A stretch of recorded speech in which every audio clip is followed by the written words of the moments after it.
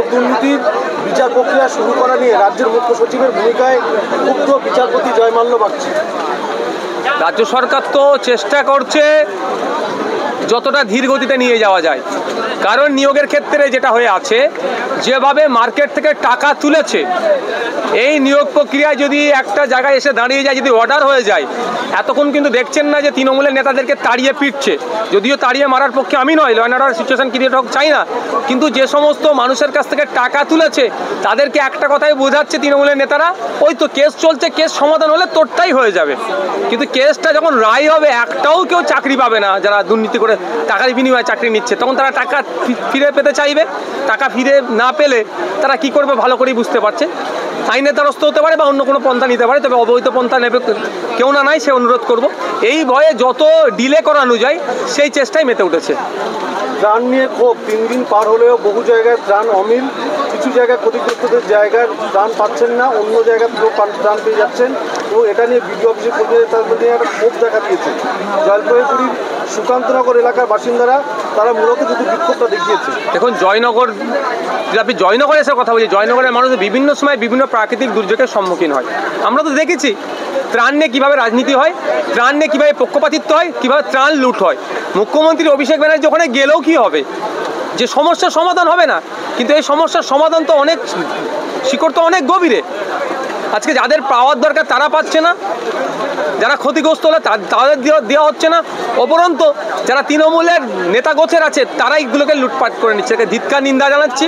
মমতা ব্যানার্জি ওখানে গিয়ে এই সমস্যা যদি না সমাধান করতে পারে, আমার মনে হয় তিনি যে পদে বর্তমান আছে সেটাকে অব্যাহতি নেওয়া দরকার।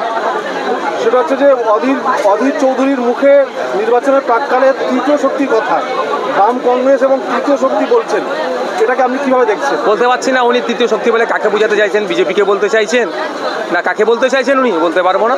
তবে অধীরবাবু আইএসএফকে নিয়ে অনেকটা ওনার অনীহা আছে, তবে সময় কথা বলবে। আইএসএফ রাজনীতির ময়দানে কতটা পরিপক্ক কি অপরিপক্ক সময় কথা বলে দেবে। সিপিএম, কংগ্রেস, আইএসএফ এখনো জোট হয়নি, জোট কি ভবিষ্যতে হতে পারে? দেখুন, আমি এখনো পজিটিভ আছি। এত খারাপ লাগছে, এত সমালোচনা হচ্ছে, তারপরেও বলছি বীরত্বর স্বার্থে আমরা চাইছি না তৃণমূলের ওপরে বিক্ষুব্ধ ভোট কোনোভাবেই একটা বিজেপিতে যাক। এই জোটটা কার জন্য?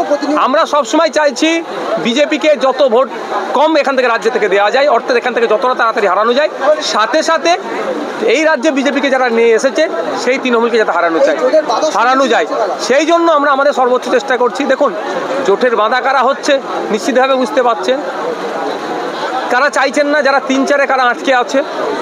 আমরা তো 20 থেকে 14, 14 থেকে 12, 12 থেকে 8, 8 থেকে নয় 12 থেকে 10, 10 থেকে 8, ইভেন 7 পর্যন্ত এসে দাঁড়িয়ে যাচ্ছি। আর কতটা স্যাক্রিফাইস করবো আমরা? বিধায়ক শওকত মোল্লা যেটা বলেছেন যে ডায়মন্ডে বিরোধীরা প্রাকৃতিকে ভয় পাচ্ছে, হারার ভয়। দেখুন, ব্যাপারটা হচ্ছে ওনার মুখে তো আর গণতন্ত্রের বুলি শোনা যায় না। হারার ভয়ে ভয় পাচ্ছে কি সময় কথা বলবে সেটা সময়ের সাথে সাথে হবে। তবে উনি কি হার জিতে বিশ্বাসী? শওকত মোল্লা সাহেব তো গণতন্ত্রে বিশ্বাসী নয়, উনি তো ভোট লুটে বিশ্বাসী, উনি তো মারামারিতে বিশ্বাসী, উনি তো বোম বাদে মমতা ব্যানার্জির সার্টিফিকেট দিয়েছে সেইটাতে উনি বিশ্বাসী। ওনাকে তো national human rights commission notorious criminal বলেছে, এটা তো ওনার দ্বারা এই গণতন্ত্রের বলি ওনার মুখ থেকে মানায় না। দেখুন, আমার অবস্থান তো অনেক আগে ক্লিয়ার করেছি, সেই আজ থেকে 6 মাস আগে আমি দাঁড়ানোর জন্য প্রস্তুত আছি। তো গতকালকে ক্যানিংয়ের হচ্ছে অধিকারী একটা কথা বলছে, আইএসএফের নীতির সঙ্গে আমাদের কোনো সমঝোতা নেই, এই নিয়ে কি বলবেন? না থাকাটাই তো স্বাভাবিক।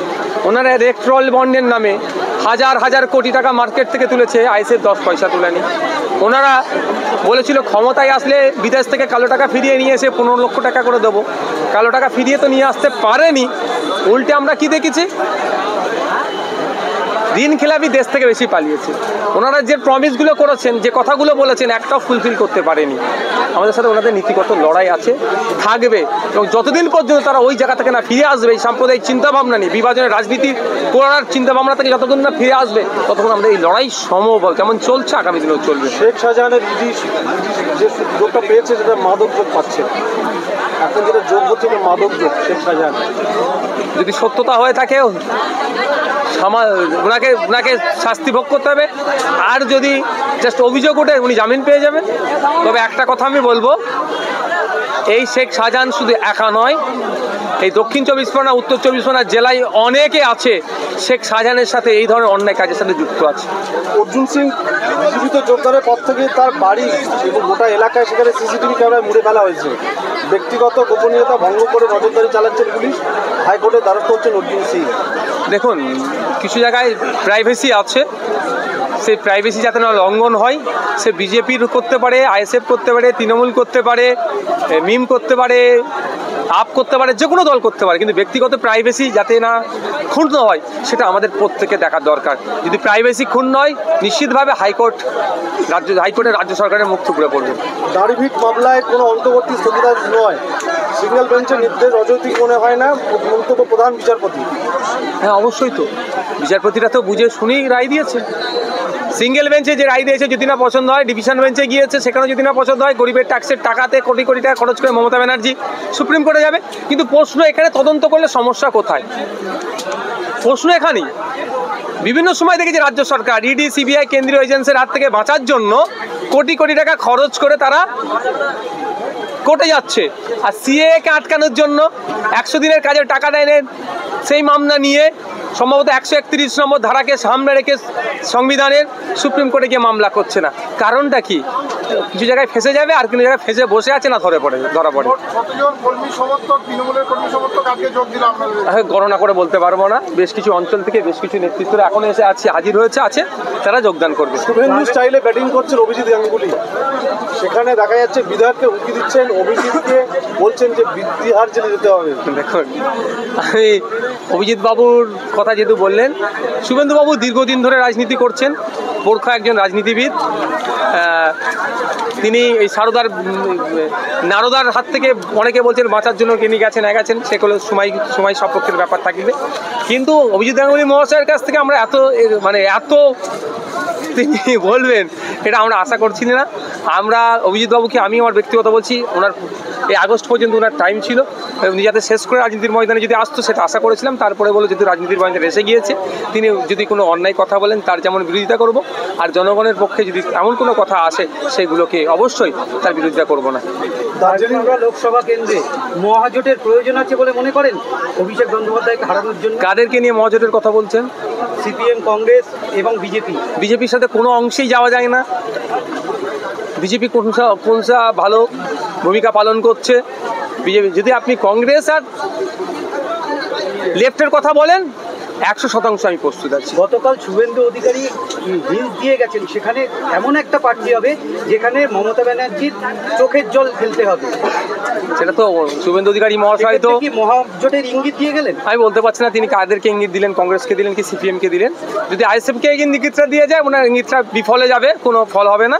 এবার কংগ্রেস সিপিএম কি করবে বলতে পারবো না আমরা।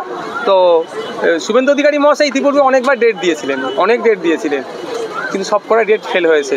আগামী দিনে যেই মহাজোট বা কি প্রার্থী কাকে দেবেন সেই কি দায় সেটা দেখার বিষয়। আপনারা কবে দেবেন? আগামী আশা করছি আগামীকাল অনেক কিছু ঘোষণা আমাদের হচ্ছে, কারণ জোটের স্বার্থে আমরা একটু ধৈর্য ধরেছিলাম। ডায়মন্ড হারবার থেকে কি আপনি প্রার্থী হচ্ছে? আমার অবস্থা তো আমি ক্লিয়ার করেছি দাদা। বিভিন্ন নির্বাচনে দলবদল হয়, আপনার ক্ষেত্রে যারা প্রার্থী হচ্ছে তারা যদি জয়ী হয় তারা কি আগামী দিনে দলবদল করতে পারে বা তাদের প্রতি কতটা বিশ্বাস রয়েছে? বিশ্বাস আছে বলেই তো এতগুলো মানুষের মধ্যে থেকে খুঁজে চিনে বাছাই করে দাঁড় করিয়েছি। আর একটা কথা, নওশাদ সিদ্দিকী একটা এমএলএ ছিল সংযুক্ত মোর্চা তথা আইএসএফে। যখন আমি জিতে এসেছিলাম আপনাদের মতো অনেক সাংবাদিক প্রকাশ্যে খবর না করলেও কানাঘুষা করতো যে বেশি দিন ক্রিজে টিকবে না, কিন্তু দেখতে পাচ্ছেন না তো টেস্ট খেলে যাচ্ছে। তো আইএসএফের আইডিওলজিলে যারা এসেছে এখন মার খেয়ে তারা রাজনীতি করছে। ইতিমধ্যে তারা যদি লোভী হতো, তারা যদি আপনাকে কোনো প্রলোভন দেওয়া হয়েছে, একটা শেষ করছি ব্যাপারগুলো, তারা যদি লোভী হতো তাহলে কিন্তু এই মার খাওয়ার রাজনীতি করতো না, স্রোতে গা ভাসিয়ে দিত।